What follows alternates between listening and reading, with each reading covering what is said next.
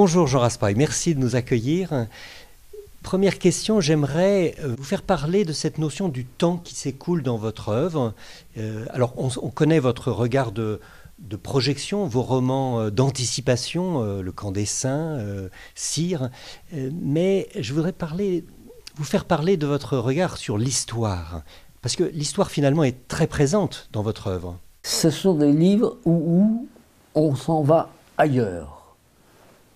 Pas à la même époque, pas au même endroit. On laisse derrière soi le monde, non pas qu'on fuit, mais qu'on abandonne, n'est-ce pas, en se demandant ce qui va venir derrière, et on essaie d'aller voir encore plus loin. Tous mes livres, en fait, sont à peu près comme ça.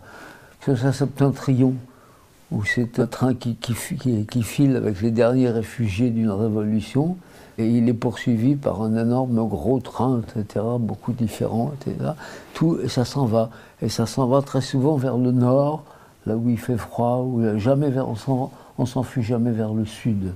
Cire, c'est également un grand voyage du petit souverain qui essaie de retrouver son royaume. Chacun de mes livres est un déplacement, et un grand déplacement. Dans les royaumes de Boré, on s'en va jusqu'au fin fond de la Sibérie. Dans Sept cavaliers, qui est un livre que je place très haut, c'est Sept cavaliers quittant la ville au crépuscule par la porte de l'Ouest qui n'était plus gardée. Ça, c'est le titre, n'est-ce pas? Parce que le souverain leur a dit, c'est le désastre partout dans le monde, il y a des révolutions partout, c'est la barbarie qui revient. Allez voir ailleurs comment ça se passe. Et Sept cavaliers partent. Et c'est tout un voyage, etc. Tous mes livres sont comme ça. Allez voir ailleurs et surtout quitter le monde auquel on appartient. Ça, je m'en parle, mais c'est ma nature. Ça. Vous venez de rééditer aux éditions Via Romana Terre sainte et profane. Depuis Renan, Barès, beaucoup se sont penchés sur ce coin de terre de la Terre sainte. Avez-vous un regard différent, novateur sur cette belle Terre sainte? C'est un livre qui fait simplement partie des nombreux voyages que j'ai faits. On peut appeler ça, si vous voulez, un livre de voyage. Ce n'est pas une étude. Raspail arrive en Terre sainte, avec sa femme et son ami photographe, n'est-ce pas? Il voyage en Terre sainte, seulement c'était une époque où elle était encore en paix.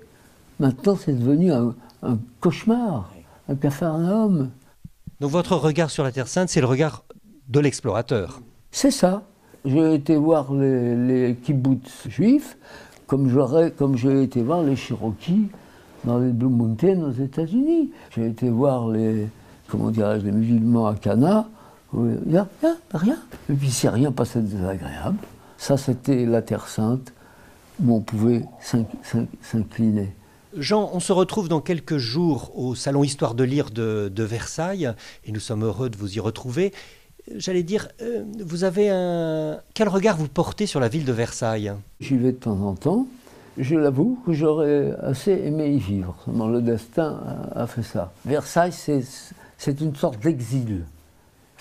Évidemment, je sais bien que les Versaillais viennent tous à Paris, mais l'ambiance est totalement différente. La ville est belle, elle a une histoire. Elle n'a pas emmerdé la France entière, parce que Paris, les erreurs monumentales et la barbarie et le mal qu'a pu faire la population de Paris dans l'histoire et dans la politique de ce pays, si on parle de la Révolution, de la terreur, il y en a bien d'autres comme ça, y compris cette bêtise non violente de mai 68, etc. Au moins les Versaillais étaient une capitale, ils foutaient la paix à tout le monde, et Versailles, le roi était là et dirigeait la France. Versailles a une tradition qui est quand même plus sérieuse, plus solide que Paris. Grand merci Jean pour cet entretien. On invite quand même à Versailles aussi les Parisiens qui ont le droit de venir au salon pour vous écouter et acheter vos livres. Grand merci et rendez-vous donc le week-end du Salon Histoire de lire à Versailles. Merci d'être venu jusqu'ici.